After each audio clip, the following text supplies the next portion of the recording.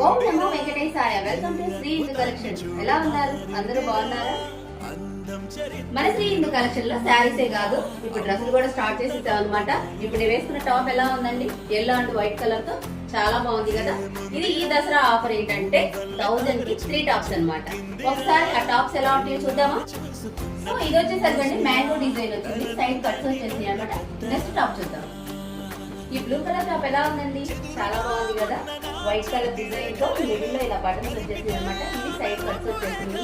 ఆ next top చూద్దాం. ఈ లైట్ కలర్ టాప్ ఎలా ఉందండి?